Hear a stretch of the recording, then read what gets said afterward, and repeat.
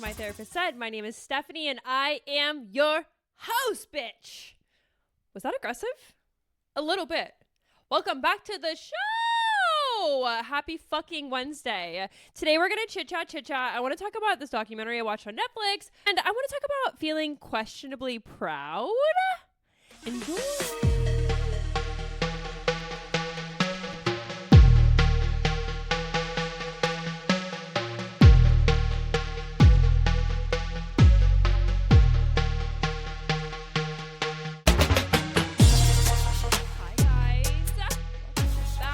The show. Welcome back. Happy fucking Wednesday.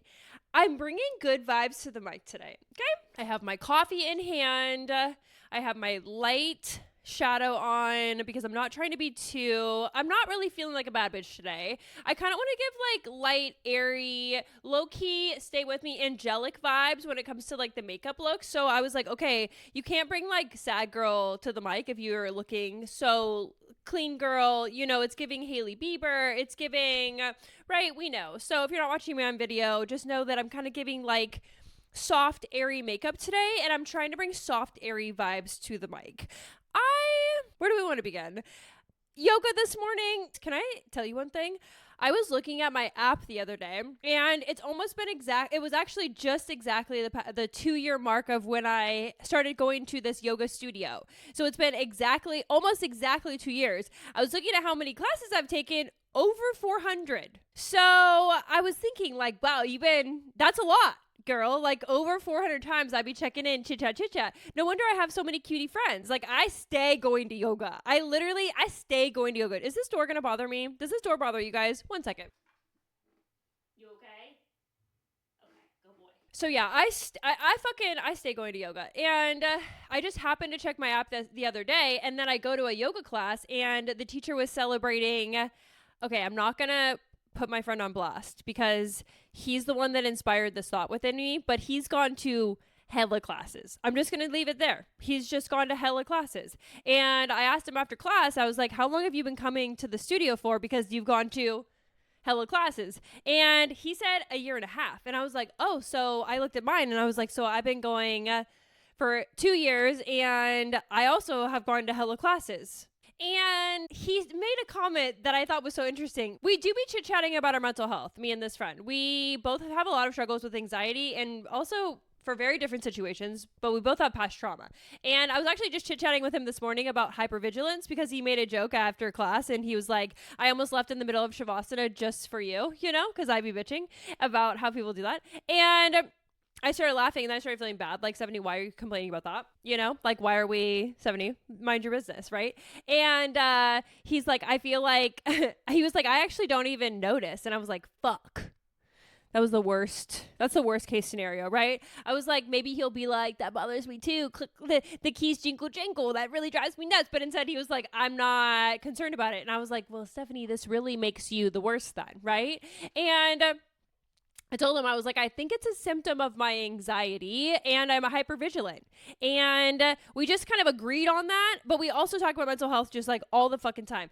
Low key this morning when I said it to him, I was kind of feeling sad because I was kind of feeling like, I'm not going to make this sad, but I'm just going to say what I'm thinking of. Like, I was really abused as a child. Like, it was like the physical abuse was to a point where now I suffer from hypervigilance every day. Like, that sucks. Like, when I really think about like what happened, and I'm not going to tell you guys like what happened, but I'll say like the themes and the vibes were like constant fear. Like, I was in so much fear as a child just being alive, because my dad physically abused me pretty fucking bad. Like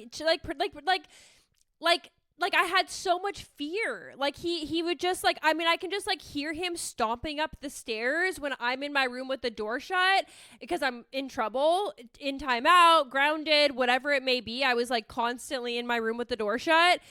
And I could hear him coming up the stairs, and my heart will start racing. Even right now when I'm thinking about it, my heart's getting a little fluttery. Like, he instilled absolute, like, not even fear, but like terror in me as a child.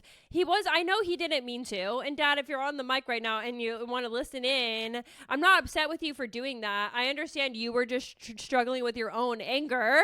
Not us leading with this, but it's okay. Let's just air it out, bitch. And it just made me feel like, damn, like I really still struggle with this at 30 fucking 4, dude. I'm really in a yoga class, eyes cracked halfway open because I can't just chill. Like there's no... I'm constantly scared. Like I really am. I was telling my friend this morning, I was like, my fear feels right under the surface. Like my calm is like, it's like calm. And if you're not watching my video, I'm doing like air quotations because it's like, I'm calm. But if anything happens, like if someone picks up their keys, I'm no longer calm in my body and in my mind. And how sad is that? Like it's truly a trauma response. I'm sharing all this to share that if you guys struggle with hypervigilance too, I see you, you know, and for me, it's super rooted in my childhood.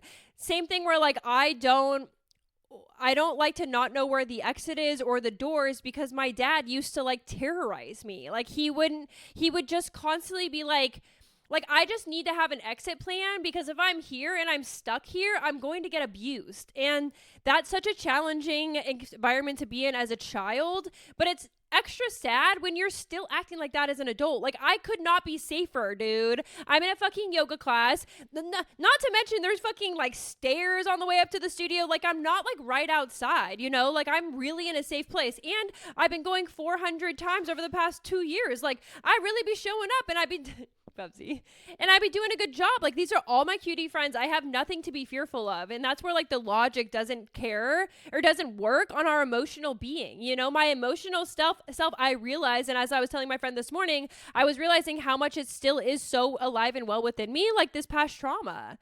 And it's sad because it's like, what was the last time that, I mean, my dad's been dead for 10 years. What was the last time he actually abused me? I mean, probably since I was like a teenager. So we're talking like, I'm 34. Let's give a solid, maybe almost 20 years ago. Like it's been like probably 20 years-ish since my dad like physically abused me. And it just feels wild that it still lives within me. So I'm not sharing this to make everyone sad. I'm not sharing this so everybody can feel bad for me. I'm just trying to say to the people who also struggle with hypervigilance, I see you. And it is logically weird to be like, wow, still?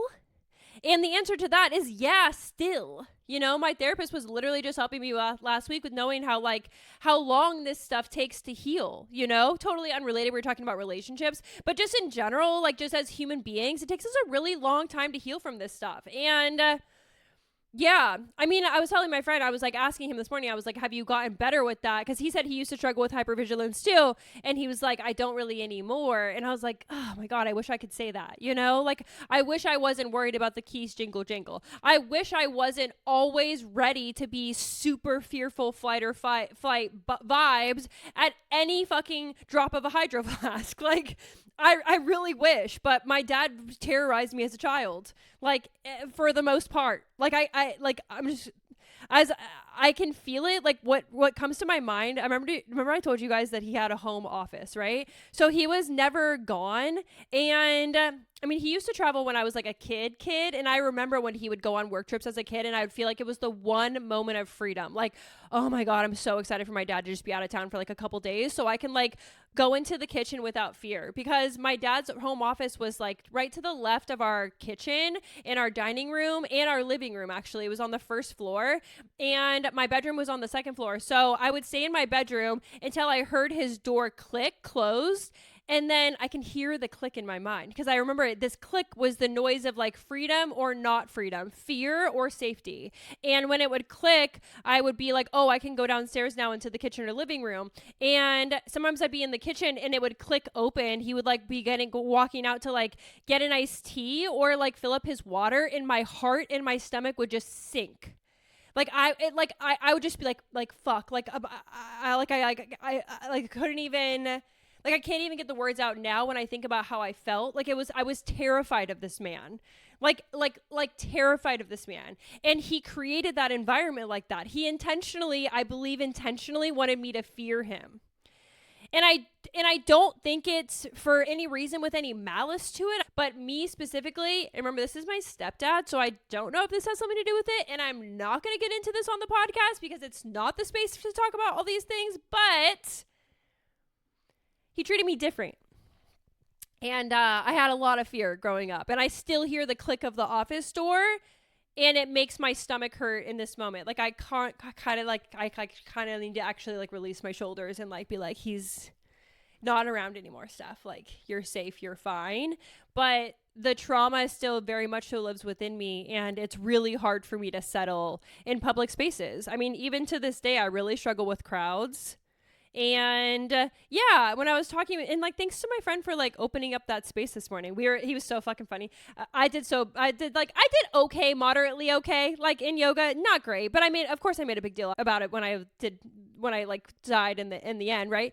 And because I can't just like be like, have a good, you did well and I did well too. Of course I'm just like, I did bad, guys. Like, 70, can you just let this be a nice moment? But I couldn't. So this morning he was like, good job in class. And I said, did you see that class that I was in? I did so bad. He said, yeah, you're right. You know what? Bad job in class. And I said, thank you. That's exactly what I was thinking. Like, not good. And then he was like, are you sure you're in the right place?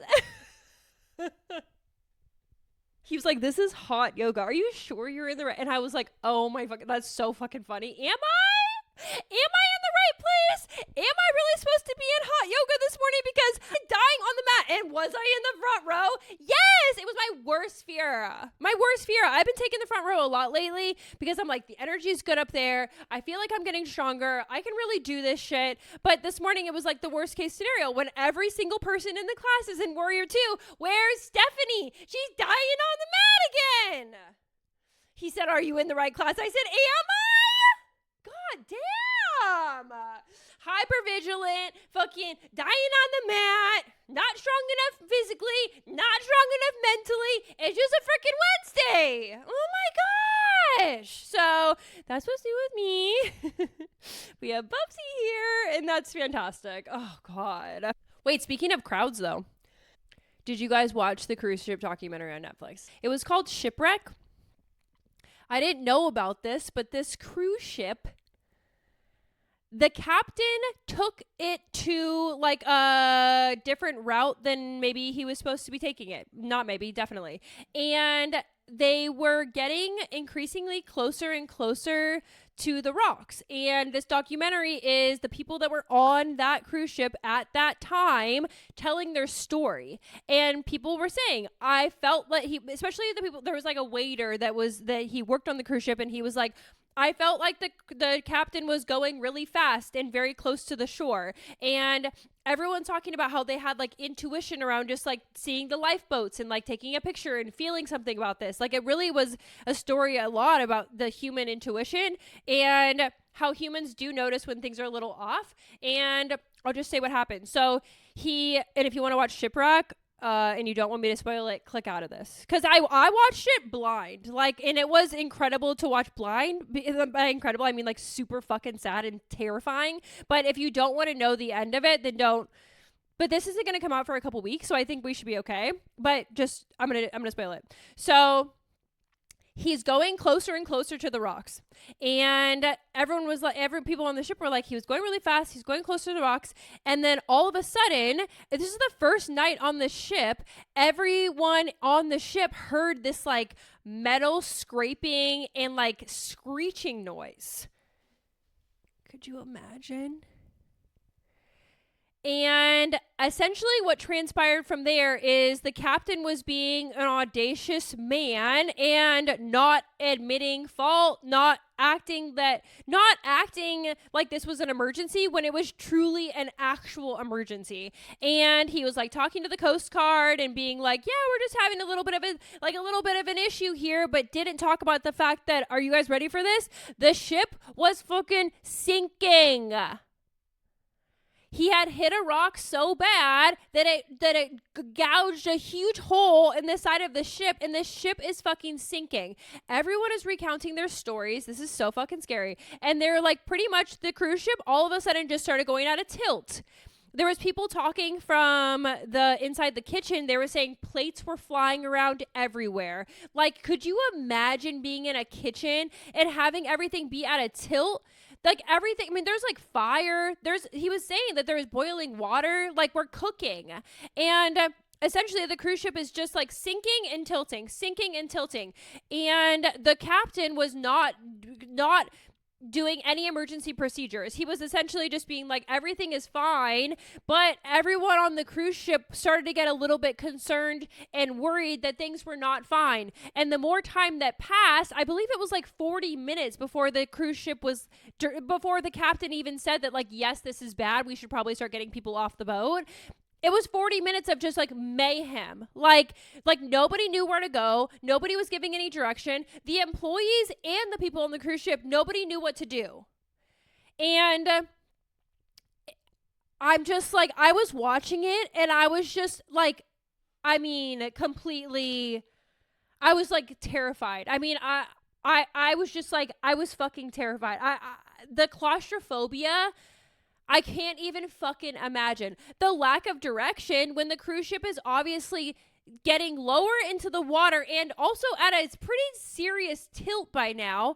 No one can get off. They're truly just like trapped because the lifeboats were on the side of the boat, but nobody was giving the emergency like go to get in the lifeboat. And the lifeboat only holds like 150 people, it said. So by the time that they did say you can get in the lifeboat, like 40 minutes in or whatever, the cruise ship was at such a tilt that some of the lifeboats couldn't even go down to the water because the cruise ship was so tilted, they were getting stuck. Like, can you imagine being on a cruise ship that's literally sinking and then you finally make it to a lifeboat and then the lifeboat gets stuck? There was these two parents, oh my gosh, their story, like they were just sharing, like they had a baby with them and they were like, literally we had to climb up this, I'm literally getting the chills. This is the fucking scariest thing. This documentary it literally shook me. Like, it also just says a lot about like the human spirit and like how hard, like humans will do anything to try to survive. Humans will actually do anything to save their families. Like that was a big thing that I was like seeing through that, but I'm not going to get all therapists on the mic. I'm just going to talk about like what the documentary was. And at one point the lifeboat was stuck and they had to like climb up hundreds of feet in the air. Remember, they had to climb up the side of the cruise ship to get out of the lifeboat that was stuck on this tilted ass ship. And they were like passing their baby up 100 feet in the air. And then they were starting to talk to each other about like, if we have to swim, will the baby survive? Because at this point, there wasn't enough lifeboats for all the people that needed to escape the cruise ship. And at this point, they hadn't called emergency procedures, so it's nothing but mayhem on the cruise ship. Like, they were saying, like, go back to your cabins, don't go back to your cabins, yes, go up to the top deck, don't go up to the top deck, and the hole was at the very, very bottom, and the only people that really knew that the cruise ship was super sinking at the beginning, and honestly throughout, was the engineers that were working in the engine room. This like really scared me. They were like, I think it was the waiter that was sharing the story of one of the engineers came up to their deck, like a couple of decks up, and he said the engineer walked into the room and was soaking wet. Could you imagine seeing an engineer be soaking wet with water? Like something was very wrong, and the captain was just not saying that anything was that wrong. He was like totally just like letting everyone figure it out. And like people were saying like he just wanted to like cover his ass and not get in trouble for the fact that he sunk a cruise ship. Like he's sinking a cruise ship. Like actively it's going on right now. And one of the dancers was a bad bitch. She was like saving lives. At one point, the cruise ship was so tilted over that you at this point couldn't even escape to get to the other side. And at this point, people were just stranded and stuck. Like the dancer was helping people for so long get off the cruise ship that the tilt had gone so far into this angle that she was like, and then I was just stranded. There was nothing I could do. There was a waiter that was also trying to help people escape, and he at one point, listen to this. So the cruise ship was so tilted at one point that he was running on the walls, and he was trying to like run on the walls to like get out and get into escape. So he was stepping on doors, right? And one of the doors opened like a hinge and just like a latch. He fell through the door and ended up in the restaurant and broke his leg and was stranded in the restaurant with a broken leg. And he said there was like water everywhere. Like it was like actively sinking. Like this, the waiter, he was like, and I was going to die. And he's the one that knew that something was going on at the very beginning. But because nobody was validating that there was anything going on, everybody was like questioning their own experience. They were like, am I being dramatic? Was he going close to the rocks? Like, was he going kind of fast? Like, is this weird? Bubsy, what are you doing? Are you trying to tell a story? He was doing dinosaur noises. No? So everyone's questioning their own experience because the captain who's supposed to be in charge is just like being like, everything's fine. So the dancer gets stranded. The waiter also gets stranded. And the two parents at one point with their baby had to slide down 20 feet. And they said at this point, the angle was so steep. It was like a giant slide. Like this is how angled and steep the cruise ship was. They had to slide down 20 feet. They said they were going so fast because the cruise ship had literally halfway sunk. Bye, Bubsy. I love you. And if you want to come back later, you're more than welcome to, okay? Bubsy, if you want to join later, I won't talk about the cruise ship forever. Bubsy. He's not listening. Bubsy, look at this is what I deal with every day. Bubsy. Bubs. And then I'm like, maybe I say it too much and he just doesn't want to listen to me anymore. Bubsy, hey. Can you at least look at me? Thank you. Low key, my OCD gets a little involved with that, where I'm like, he has to look at me so I can release this thought. But anyway, which is terrible when you have a dog that doesn't look at you. My OCD has latched onto that among many other things. So yeah, they're just trying to get from the high side of the boat to the low side of the boat to escape. And they like go down this slide and their daughter hits her head super hard and she's literally an infant. And finally they get onto a lifeboat. Finally they escape. And it was just like everyone for themselves. Like at one point she said she tried to give her baby to someone who was on a lifeboat just to help the baby get off, because at this point they knew the ship was sinking, and people were saying like, no, we can't take your kid. Like it was just absolute, like it was literally like the Titanic. Like I didn't even know this had happened. It was in like 2012, I think. Like it was literally like the Titanic. Like save yourselves, save your like families, and do what you can. And like it was just absolute mayhem. Where was the captain the whole time? Actually, at one point he literally fled the ship. At one point, he just got on a lifeboat himself and he left. So when he's talking to the Coast Guard asked him on the phone, where are you right now? He said, I left. The Coast Guard said, you need to get back on the ship. You can't just abandon your cruise ship with hundreds of people on it. I don't remember the total amount of people that were on it, but it was multiple hundreds. I mean, it was a packed cruise ship. So he flees once he realizes it's sinking. The cruise ship at this point is like literally there's like a high side and a low side. Like at this point where the lifeboats were previously a couple hundred feet up, they were almost to the water because that's how much the cruise ship has sunk. There were people trying to swim. There were people that were just jumping overboard. I mean, you guys, it was the most terrifying documentary I've actually ever seen, ever. Like I was just the combination of the claustrophobia and you know how my mind, I always need a system and a workflow.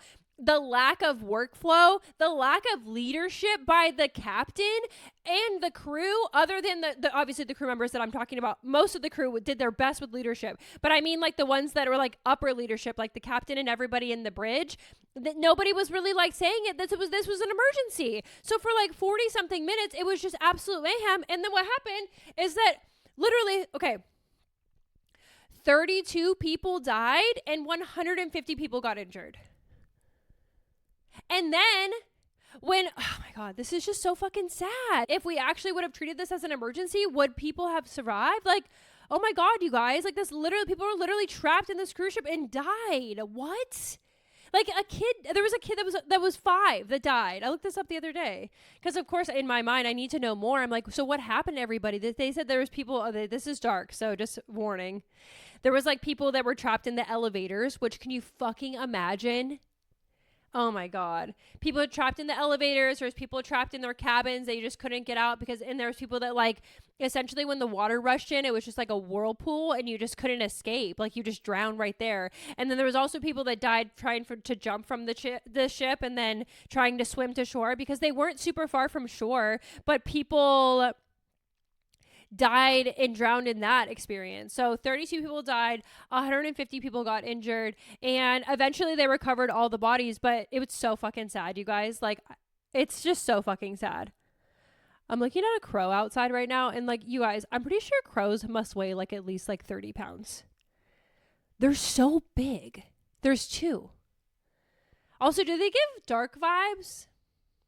I like to believe that they give good vibes, but I know people believe that they like give dark vibes. I love to think about how smart they are. Like, I'm like, what are they thinking about? How do they experience the world? You know, they'd be like looking at humans and stuff. You know, they have thoughts and feelings about stuff. I feel like crows are extremely smart. Anyway, there's two of them out there. Is that dark vibes? Well, we'll have to see, Stephanie. So, the cruise ship documentary, it was really sad. It was just really sad. It was really fucking sad. There was a daughter that was telling a story of how her mom went back into the cabin to get a life vest, and her mom got trapped and died. And she was one of the last people to be recovered. So what's also wild is that when people got on the lifeboat and went to shore, there was no emergency procedures from there. Like, there's just like, everyone's just like, what do we do now? Like, where's my family? I can't even imagine how fucking terrifying this would have been. Like, I was just like watching it with like my mouth open, just like, what? Like, my heart just like breaks for like it. The human, like, some humans just go through the most traumatic shit. Like, imagine getting off a cruise ship after trying to escape for like multiple hours at this point. You're in this country that you don't necessarily know, nor do you speak the language, and you're surrounded by hundreds of people that also don't really know what's going on, and your family member is missing. There's absolutely no one in charge. Like, the captain, nowhere to be found. I just, like, it makes me feel so, just, like, sad and just, like, terrified for just like the capacity of the human experience. Like, some really crazy things happen to people. This is a really crazy thing that happened to so many fucking people. And then the captain got charged for murder and was sentenced to 6 years, which I believe it should have probably been. I know I've said this dramatically before and I took it back, but this time I really mean it. I think he should have got in life for that. Like, I think if your actions killed, not only just killed, but impacted hundreds of people and then killed 32 people, that to me feels very like, that speaks a lot about his leadership, you know? And the fact that he didn't even call this an emergency really at all. Like, I don't even think there was a moment where they were like, we need to abandon the ship. Like, how are we not getting to this point when the ship is literally sinking? It makes me feel sick inside. It really does. Like, it really makes me feel sick inside, and it was really fucking sad to watch. And it was just really like, at the very, very end of it, they tried to like say that like the crew wasn't understanding his direction, and they were like, if they would have understood his direction, that they would have never hit the rock. So maybe this is like on the crew, but I just don't agree with that. Like, when you're on a cruise ship, I don't know if I'm wrong, but I know I'm not. Like, maybe don't go off the route. Like, you have like hundreds of people on board. Why are we going off route at all? Like, that's like taking a freaking shortcut in an airplane. Like, I'm good. Like, I don't know, maybe they do that, but I don't think they do. Like, I'm pretty sure they follow the route, right? That's why there's like, they're talking to like air control, because air control is like, where are you going? What are you doing? Right? Like, we have to, like, when there's like hundreds of people involved and impacted by your decision, maybe just follow the route. No shortcuts. Like, maybe let's not mess around and do anything different. That's super weird to me. And so the captain made that choice. So we should have never been putting anybody at risk to that level. Like, just follow the route, dog. And he didn't do that. And then how he showed up not showed up in the emergency makes me think, like, again, like, this is your fault. Like, Whether your crew heard you correctly or not, this is still your fucking fault. This is all on you. Like, you are the boss here. And then he fucking leaves, you know? He fucking saves himself and lets a bunch of people get injured and or die. Like, he knew people were like trapped in their rooms. They were like trapped in the elevators. And he still chose to just flee. What? To save himself? Like, I'm not going to agree with any. I think they just threw that in there just to like, I don't know if they're like trying to like show his side for a second, but like, I don't really care for his side. I don't really care to hear it. Like, you did what you did. You really fucked up. And, that's it. Like, they were like, well, technically, you know, and I'm like, it's not really about whether they understood his direction or not. It's the fact that he was playing it this close that this could have even happened with a little misunderstanding. That's the problem. There should be some room for error. We're human beings, you know? But if there's no room for error, and if there's going to be error, we're going to hit rocks because of your direction, because you want to go on a different route, that's on you. I just don't agree. It was like hard for me to even listen to that part. I'm like, and then I heard 6 years and I'm like, oh my God, are we just undermining that this guy killed so many fucking people? This is so heartbreaking. I'm like getting mad about it. It's really sad, guys. So yeah, it was sad as fuck. And my claustrophobia was just watching that and just like, oh my God, could you imagine? I don't even like crowds. Like I can't even handle a crowd with no escape or exit. I can't even imagine what it would be like if I was just trapped on a cruise ship. I mean, it's safe to say I'm never going on a cruise ship.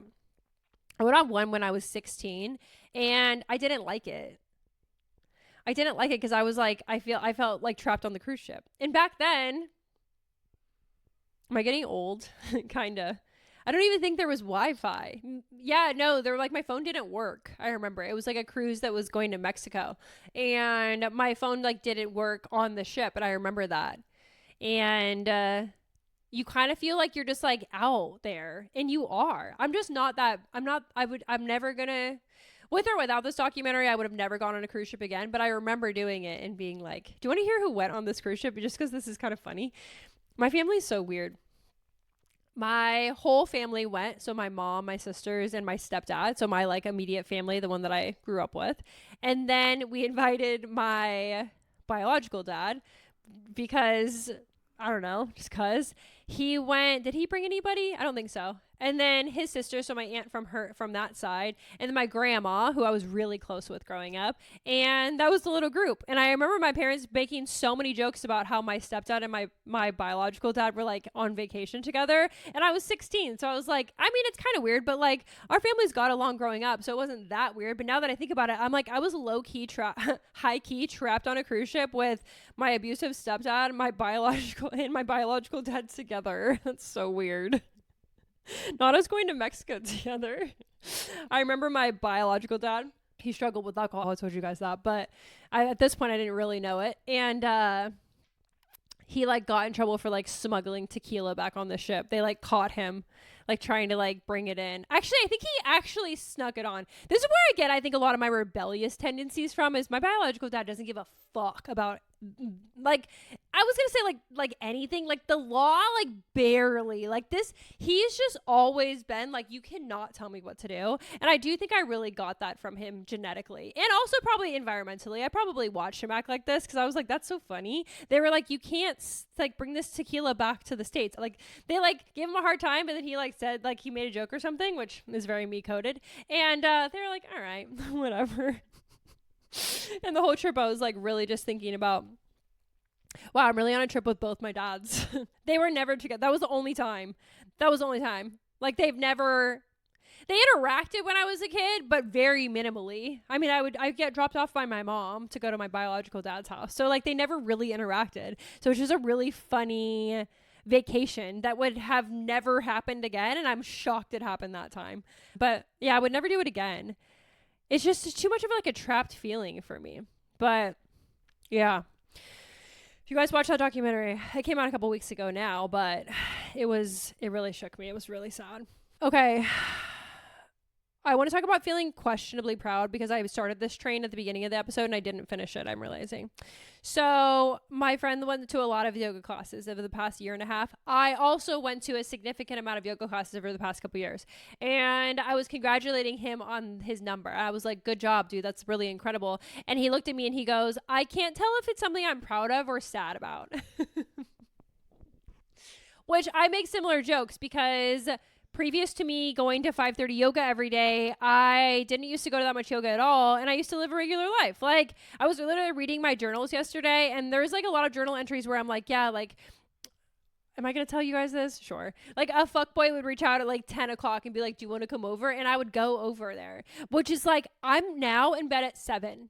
Like, I'm literally in bed at 7. And if I'm not in bed by 7, I'm really, really chilling by then. Like, because I wake up at 4:45, if not earlier. Sometimes I really be waking up at like 4:15 if I can't sleep. So my life has just really shifted to the earlier side. And the impact of that is I see my friends a lot less. Like, I mean, the good side of that is I see fuckboys a lot less because anybody texts me at 10 p.m. I've been sleeping for 3 hours, bitch. Like, I'm not fucking going anywhere. But my friend was like, I don't know if it's like sad or not, though, that we come so much. Like, because he was like feeling sad for himself. But then I made the same joke around, just like, I feel the same way. Like, do I feel sad? You know, that I've committed so much of my life to this? And do I feel sad that my mental health is so poor and shaky on a regular basis that I literally can't go without this? Like, yeah, it's a little sad. Like, it's not like, I mean, how I try to explain it to him and how I think about it for myself too is like, there are a lot of people out there that wish they could live like this. You know, this is an opportunity and low-key a privilege to be able to go to this much yoga, you know? Like, it really is. It's something that, like, physically you have to be healthy enough to do so, and mentally, I mean, I go ill, but mentally you have to be healthy enough to show up every day, right? To stay committed to the bit, at least.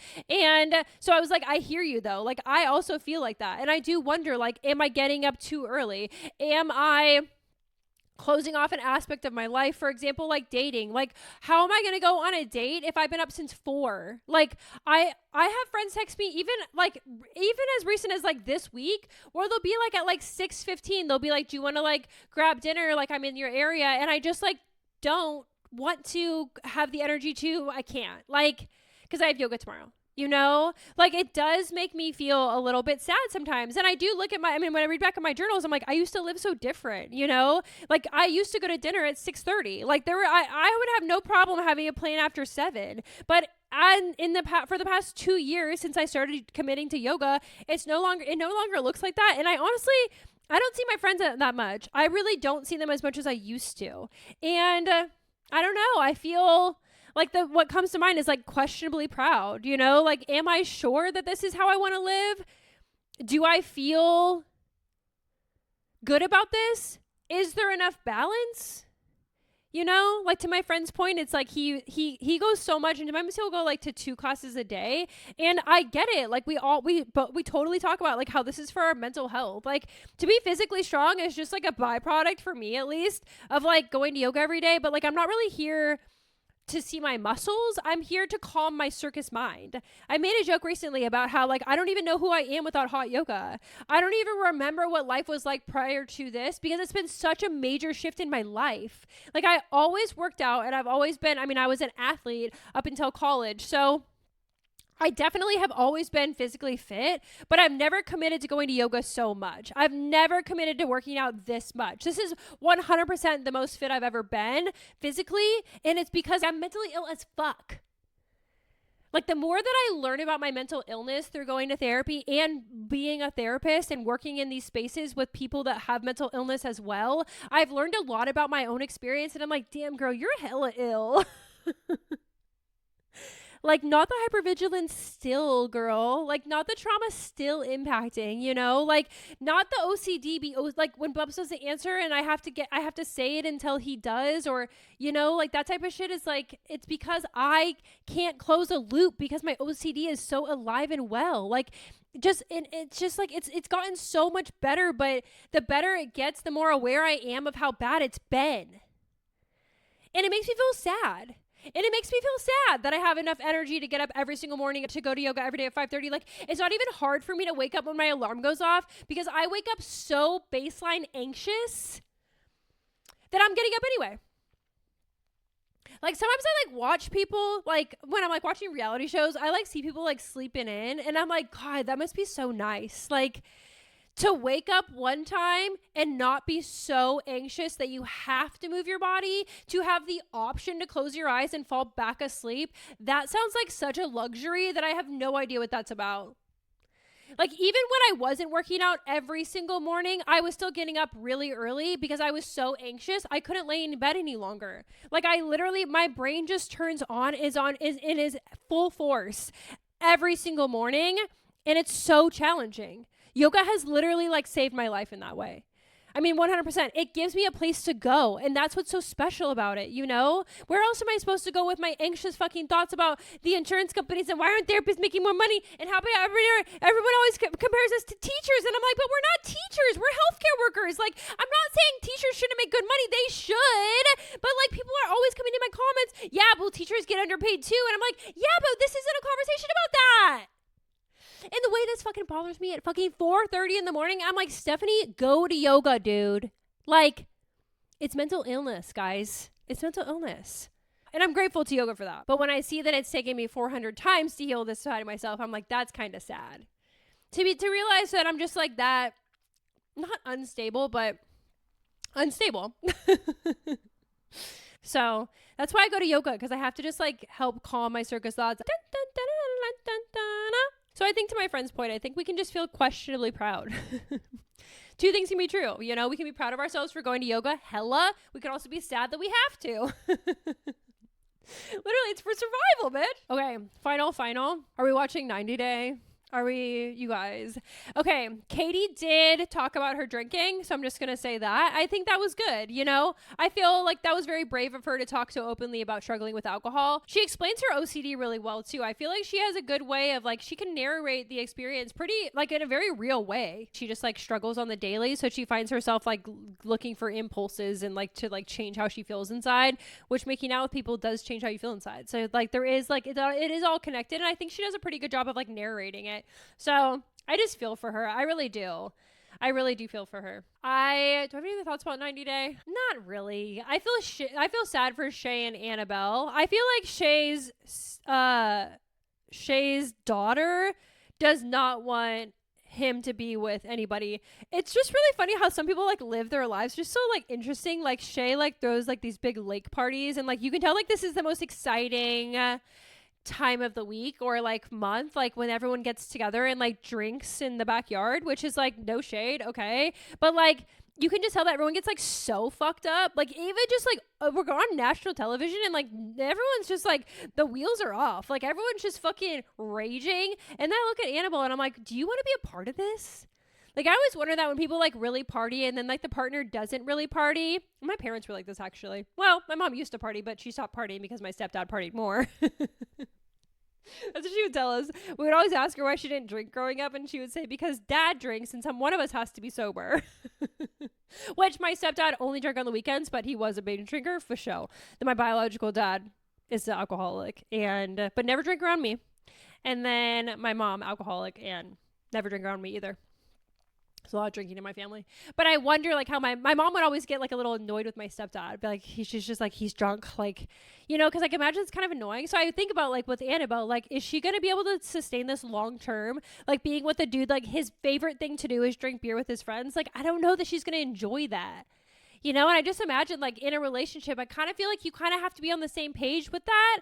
And if you're not, I guess either accept that you're just not, but Annabelle gives me this vibes that she wants to change him, and Shay gives me the vibes that he's not going to fucking change. And he has his daughter on his side and all those friends on his side. So it's very like you can't change a man anyway, but you really can't change a man that has hella friends and family that are agreeing with their behavior, you know? So I feel kind of sad for her. I feel like she's kind of like trapped now, realizing that like he's not who she thought he was. And he's like openly flirting with girls, and I don't know what you guys think about this, but like, aren't these girls kind of young? Like, he's like flirting with girls that are like, they look like they're like in their early 20s. This dude has to be like, how old is he? Maybe like 50? How old is Shay? I don't know. The biggest thing about Shay that bothers me the most is that I think his house is dirty. He has two big, and no shade to two big dogs, okay? Now, I have one big dog, and I get it. But my big dog has really short hair, and his dog hair does drive me nuts. But if you have two long-haired big dogs, I can imagine, and they're allowed on the couch, which my dog not allowed on the couch. No furniture at all for Bubs. Huh, Bubs? He hates it. He literally is like, Samantha, I've been trying to change this about you for 8 years. Bubs, I've been trying to change this about you for 8 years. The fact that you don't listen and your listening ears are constantly off. They're off right now. Yeah, I think Shay's house is kind of dirty. And then I think he drinks too much. And what else on 90 Day? Thomas. Okay, wait, what? This is the final that I haven't told you guys. And every time I turn off the mic, I think, why didn't you say that? I'm like, I fucking forgot. I have so many things to tell you guys. Thomas gluing his partner's perfume shut was a crazy move. What are we doing here, sir? If you want to communicate, I don't want you to wear that perfume because honestly, first of all, and I'm going to get all the hate for this and I'll fucking accept it. You cannot fucking tell me about my perfume. You can't. Okay, I get it. Some people have sensitivities and allergies. I totally get that. But if we're in a relationship together and you know who I am and you and we agreed to be together, you are not going to go around and just decide one day I'm going to glue your perfume shut so you can't wear it again. Like, this is what I mean about the communication. Like, did you guys not talk about this and get on the same page? Like, is this a zero perfume household? Because then to that girl, you should have decided to not be with this dude. Like, for me, perfume, I know this sounds weird, but that's a deal breaker for me.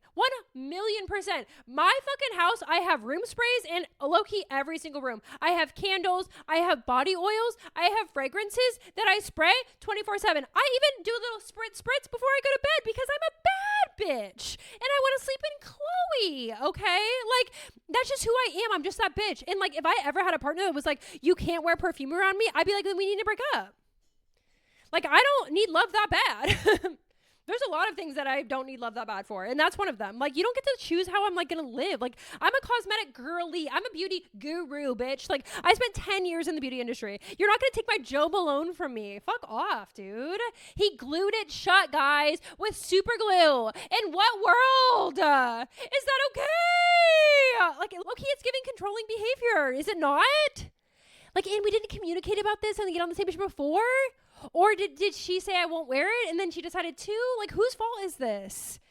How are we to this point where we're now bringing out the super glue? Our words aren't doing enough? What, you have a little sniffle? I'm not trying to undermine that people have allergies and sensitivities, okay? I get that.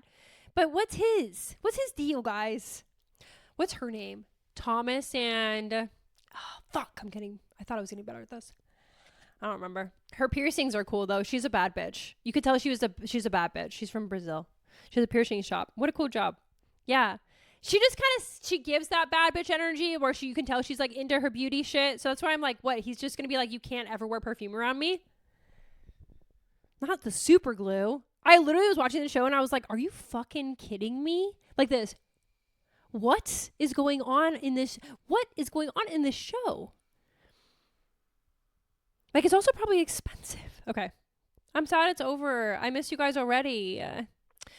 All right. I guess I'll call it. I love you guys so fucking much. I'll see you on Friday. Bub says hi and bye. He said sorry for not listening today, Samantha. Bubsy. Love you. Say bye. See you on Friday.